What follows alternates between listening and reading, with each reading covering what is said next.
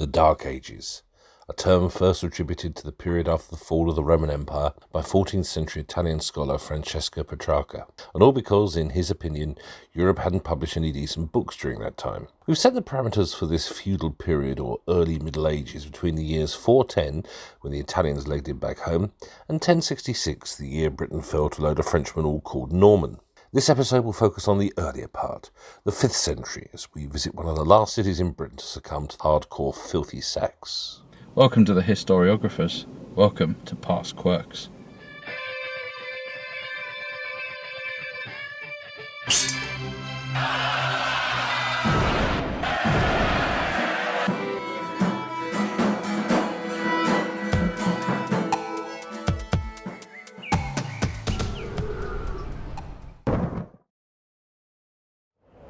The late 5th and early 6th centuries, a time of epic tales shrouded in mystery, Nay. such as the legend of Graham Chapman, King Arthur.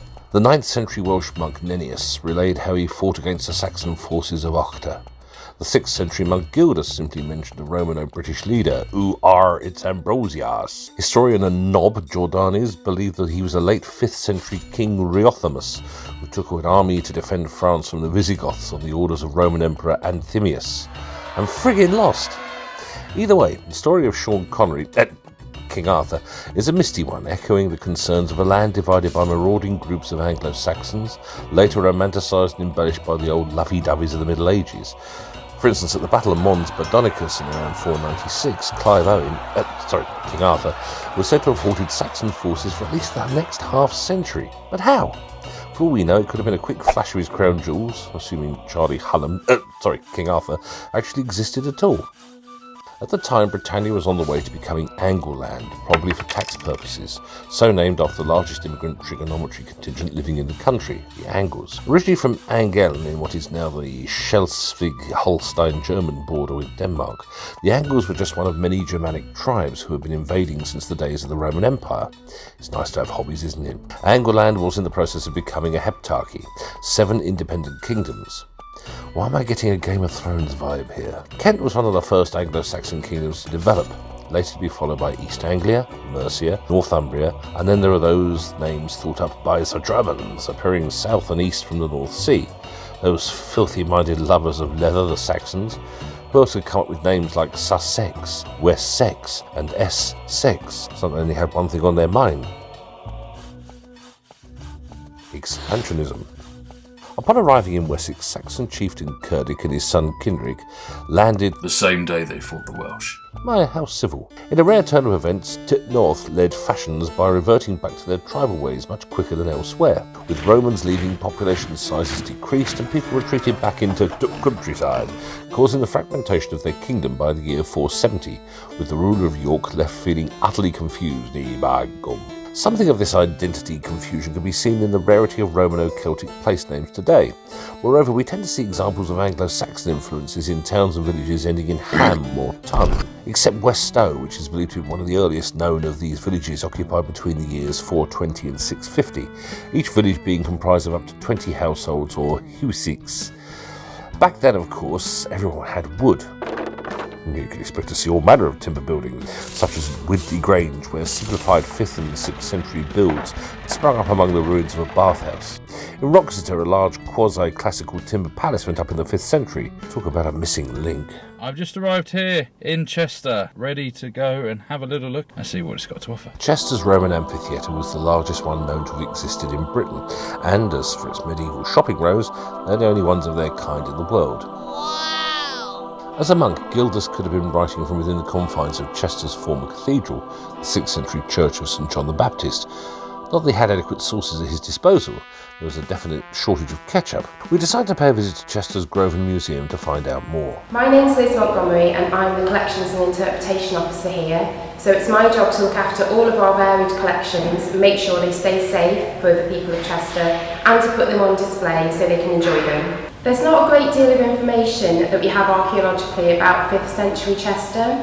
We obviously have a lot of material from the Roman periods when the fortress here was very active, but that starts to tail off, and after the Romans left, there's a very distinct absence of archaeological material. But this is typical across the whole country, which is why some people in the past have called this time period the Dark Ages. We do have little glimpses of activity around the city. One of the most notable pieces that we have from recent years has been activity in the amphitheatre, and we know from excavations that took place in the early 2000s that there was some sort of defended structure in the middle of the amphitheatre which is Saxon in date, and more recently we found last year a large ditch which has been carbon dated to the Saxon period, which is potentially a defensive ditch around this settlement as well.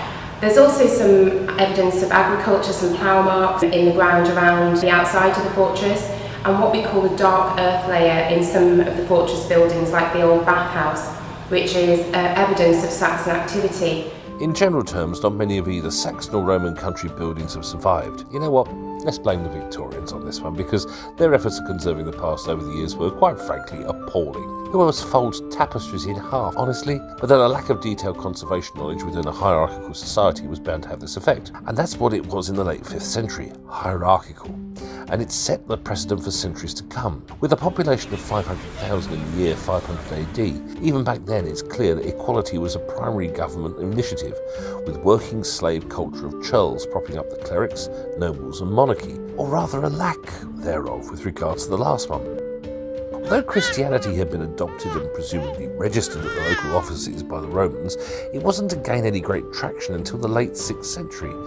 Previously, theologian Pelagius had earned himself the title of porridge-eating idiot for daring to suggest to the Catholic Church that man controlled his own salvation. Indeed, the rise of Christianity is seen as one reason for a decline in grave goods among burials in later centuries. Still, Kent produced evidence of a number of wealthy high-status burials in the 5th century. The 8th century Northumbrian monk Bede pointed out how Saxon graveyards showed evidence of not only zombie culture, but grave goods and cremation that matched similar Germanic sites on the continent.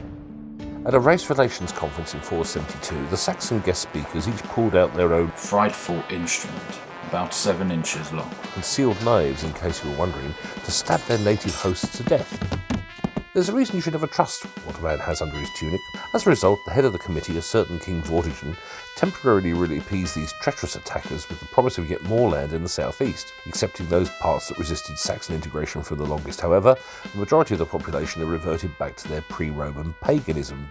Because, well, why not? Maybe the complexities of maintaining a specialised form of Romanised economy didn't suit life in a Pustic house. Bede noted how the Germans had literally ripped off the Scandinavian gods to use for their days of the week. Tu gave his name to Tuesday, Woden, king of the Saxon gods, gave his to Wednesday, Thunor became Thursday, and Frigg, who probably liked ready meals, became Friday. In fact, the nation's language as a whole was going through some changes. From about 450, the Old English that would have been spoken in Britain, comprising of Celtic, Greek, Cornish and Irish influences, became mixed with Latin and Germanic words brought over by invaders, along with the Frisians from the Netherlands joining in with this linguistic orgy. Despite Old English forming a third of our modern language, the majority of us today still don't have a clue what any of it means. Looking at the literature of the time, we might be forgiven for thinking that the publication of over 1,000 books before the year 1100 suggest higher levels of literacy within Saxon society than previously assumed. Then again, these were not epic novels, but rather monastic records, saints' biographies and ecclesiastical manuscripts. Take that, book club. In The Ruin and Conquest of Brit, part-time weekend xenophobe Gildas adds that the arrival of the Saxons had been God's punishment for the depravity exhibited by a number of British rulers, including Malgwyn of Gwynedd, the supposedly murderous Welsh king, Insularis Draco, or Island Dragon. Bede's ecclesiastical history of the English people, however, recounts a rather different story, with a bit more Richard Harris, Arthurian flair. As the tale unfolds, we hear the origin story of how the same feeble-minded Vortigern had first employed the services of Saxon brothers Horsa and Hengist to help him in his fight against the Scots in 449, again paying them off with land and presumably excess haggis. And yet, spoiler alert, these Saxon forces stationed in Canterbury began fighting the natives. Through Vortigern, the brothers gained land in Sussex and Essex, well, so never mind, but not the respect of the people, which might have had something to do with Hengist's daughter Renwine marrying the king and then proceeding to poison his son Vortimer. Clearly, history repeated itself, as in the 430s, mercenary tribes had again been invited to Britain with the promise of land in exchange for defending her against the Picti north of Hadrian's Wall. But who were these other tribes? Bede, with the aid of his time machine, identified Batavians, Franks and Frisians from the Netherlands, and while we're at it, why not throw in some Danes as well? The new ruling dynasties from Sweden, Jutes from Jutland in Denmark, for instance, would come to dominate Hampshire, the Isle of Wight and Kent, where relief brooches had been found among other prestigious grave goods. A much earlier fusion of cultures became apparent in the development of the quoit brooch style, a type of classically inspired animalistic art form unique to southern Britain in the 5th century. Edward Gibbon implied that King Arthur, had been friggin' useless, as despite his best efforts the country had fallen to these Jutes, Angles and Saxons. The natives must have been more than a little bit peeved when making an appeal to the Roman general Aetius for military support, because surprisingly, like most big shots, their email entitled "The Groan of the Britons" was ignored. Around the year 440, Angles were believed to have settled in what they would rather imaginatively call East Anglia, moving inland through Lincolnshire in accordance with an Anglo settlement excavated at Norton on Teesside, Mercia, and into Yorkshire to source puddings, and then Northumbria within the decade. Well, when you work hard. Still, not all parts of the country had lost their Roman roots. Given that the natives were not forced to adopt Roman ways, accepting laws and taxation, it is possible that the survival of these native Celts had not depended on the Romans for their salvation. The takeover itself was likely piecemeal, as it would have taken centuries for the entirety of Britain to be colonised. After all, Newcastle upon Tyne was still known by its Roman name of Pons Aelius in 445. Wales remained one of the longest remaining British strongholds, and as for the land of the pasties, well, Cornwall, it remained independent for another 500 years. Of those areas that were settled, some believe that your everyday Saxon preferred to build anew in this country. After all, not every invader had made their presence known through bloodshed. Some had simply come in search of new land to farm. The southern Scandinavia at the time often fell victim to flooding, which can sometimes be an issue when you're trying to grow food. Though many timber farm buildings of the time have since disappeared, funnily enough, the smattering of Saxon stone structures that remain present examples of attempts made to restore some of the Roman edifices, such as at Tintagel Castle in Cornwall, the alleged birthplace of King Arthur. But this had happened before. The fortification of Cirencester's Roman amphitheatre, for instance, implies a somewhat fussy nation when it comes to buildings, where certain ones were clearly more useful than others. Walled cities could be used as fortresses in the same way as pillow forts. Such blatant disregard for Roman architecture by the native Celts could imply a couple of things. Either the Roman lifestyle didn't completely take hold, or that the natives were incredibly racist. The 10th century poem, The Ruin, paints a cheerful, fun-filled family portrait of classical Roman architecture, featuring masonry shattered by fate, roofs have caved in, the towers are in ruins. Such tranquility. Given its geographic location, it's not surprising that a Romanised way of life continued here in Chester and beyond the River Dee among their Welsh neighbours for far longer than in other parts of the country, particularly when you don't want to miss out on olive deals. Still, we thought we'd pay the Romans a visit by having a chat with some of their resident ghosts. Hi, my name is Adam. I'm one of the Roman tour guides at Diwa Roman Experience. Our first dig site, which has a medieval, post-medieval, Saxon and Roman floor. It's one of the very few places where you actually get to see a Saxon floor. Main reason for that is because the Saxons tended to build out of materials that don't last long. However, this one was made out of stone. We also have a more traditional museum, which has all the finds that we found here at Diwa, such as medical supplies, arrowheads, and stuff they would have used in temples. During the Roman times here in Britain, as we all know, it was a lot more civilised, things were cleaner, a lot more law and order. However, around the 5th century when the Romans left, it's almost quite hard to pinpoint what the Roman soldiers would have done. We know a lot of them were pulled out of Britannia to defend more of the homeland around Italy, more of the central part of the empire. At that point, other Roman soldiers that would have stayed would have gone back to maybe becoming farmers or just trying to live a normal life. Then when the Saxons came over and they were fighting the remaining forces here in Britannia, a lot of buildings were burnt down, a lot of important scrolls were also lost. So the Saxons didn't have the same knowledge to look back at to build out of stone. But then St. Jerome had warned how in 415 the land was Fertile with tyrants, all vying to fill a now apparent power vacuum in Britain. Local warlords seemed too busy fighting each other over territorial disputes. Irish pirates had been raiding Britain's coast for slaves for the early 5th century. Like that time they accidentally kidnapped their future patron St. Patrick, a man who would transform Irish culture forever, merging Celtic Christianity with their native paganism. You see, he was patriotic, and he wasn't even Irish. Anyway, the construction of Hadrian's Wall and the forts of the Saxon shores, such as those found at Scarborough, suggest that other invading overseas armies, such as certain Germanic tribes, were not a new threat by the time the Romans left. Troop withdrawals could have begun as early as 402, with rebellions following in 406 and 409. At this point, Rome's glory days were well behind it, and it's possible that the political situation was about as divisive then as opinions over Brexit are today. The Byzantine historian Zosimus is understood to have acknowledged the rise of Christianity alongside the sacking of Rome as pretty good reasoning to prompt the natives to take up arms and turn their backs on Roman law. In extension, Salvian noted how the enemy is more lenient to them, the Brits, than the tax collectors. Not a lot seems to have changed, does it? Despite being well over a century late to be an eyewitness, Gildas was adamant to put in his 2 bobs worth that Britain was a stubborn nation that got leery Against God, its own citizens, and often against foreign kings and their subjects. Add into the mix the death in 411 of Constantine III, the Roman general with enough street cred to declare himself Britannia's Western Emperor, and it's understandable how some may have seen this as portents for the end of the age of Roman occupation. Trades such as the black burnished ware pottery industry that had sent their products throughout the country as far as Hadrian's Wall suddenly confined their exports to their base in Poole. A distinct lack in coinage from this period, for instance, is just one reason why dates for the Roman withdrawal remain contentious, in this case implying a drastic drop in continental trade. Paper was having issues, coupled with a rise in the clipping of silver. In 2009, the North Suffolk hoard was discovered in a field, and it contained over 200 coins dating from between the time of Pompey the Great up until the reign of Nero. And yet, strangely, no new coins have so far been discovered coming to Britain in the year 406. Perhaps then the fall of Rome was something that was already being anticipated, or maybe the Dark Ages add-on pack simply wasn't compatible with that version of the Empire game. Hi, Hudde, we're in Ribchester. Are you excited? No. You're not excited? You get to see the 20th Legion were based. Yay! No. You're not excited? No. But it's the 20th Legion.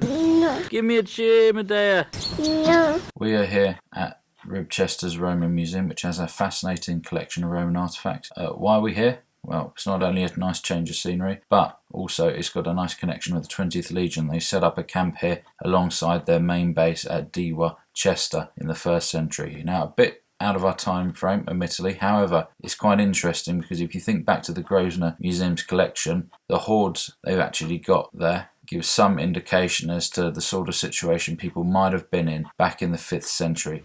This is the Agden hoard.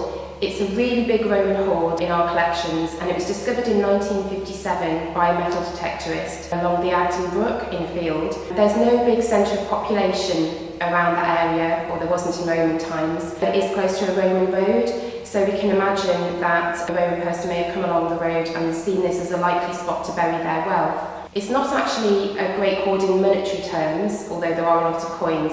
And that's because the coins are Antoniniani. They're a type of debased Roman coinage.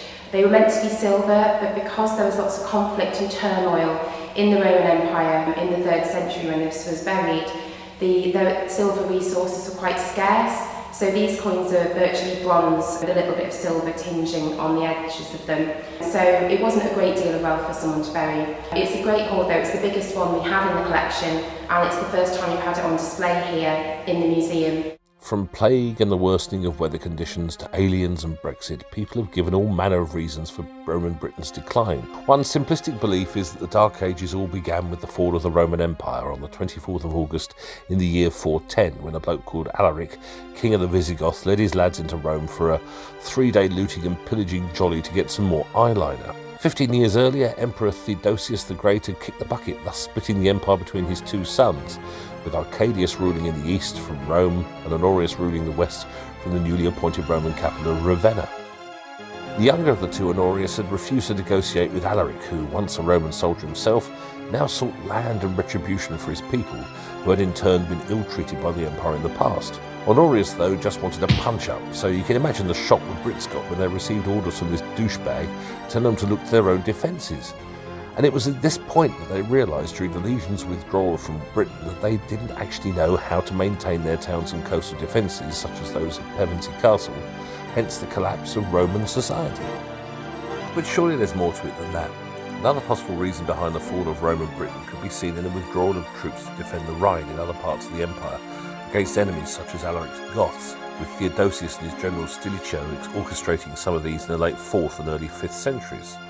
So it's probably best to blame these too, because oddly enough, getting rid of your armed forces when you're being invaded is generally considered to be a bad idea anyway. Around 406, the year that the Germans crossed the frozen Rhine to invade Gaul, the frontier garrison proclaimed one of their own officials, Marcus, as emperor. After boredom set in, they killed him. And also his replacement, Gratian. Oddly enough, they kick-started a civil war that only got added to when third-time lucky Emperor Constantine took the troops to Europe, won a few battles, and then sent his lieutenant Gerontius to Hispania to team up with the Spanish. Gerontius, like most of us listening in, didn't have a clue what was going on, and accidentally declared war against his commander. At this point, I have to admit that I myself am pretty confused, but never mind, we're nearly at the end of the episode, stick with us. So you see, the Dark Ages remain misty for a reason. Even now, many people haven't the foggiest of what went on. Who knows though? A few more discoveries, maybe we can expand our knowledge of an otherwise vague historical era. What we do know for certain though is quite easily the simplest of observations, that the arrival of these group came Anglo-Saxons changed British history forevermore. I'd just like to say a special thank you to the Grosvenor Museum in Chester and to Diwa Roman Experience. If you'd like any further information, then please do take a look at grosvenormuseum.westcheshiremuseums.co.uk, diwaromanexperience.co.uk, romantoursuk.com. A special thanks as well to Multi-Imperium from J.R.S. Schattenberg, Whale Hill, Anglo-Saxon Folk Music, Rodmond Wodening, and Medieval Song Village Consort by Always Music, and obviously Michael Farley. This episode, Past Quirks, has been brought to you by the Historiographers. If you wish to find out more, please do look at our Facebook page entitled The Historiographers of Facebook. This series has been made through collaborating with fantastic people, but we can't do this for free. If you enjoyed this, donate to us, it would be very much appreciated. Otherwise, simply just share us on social media so that we can eventually make a series of podcasts and maybe even documentaries in the future so that everybody can enjoy a bit of history. Thank you very much.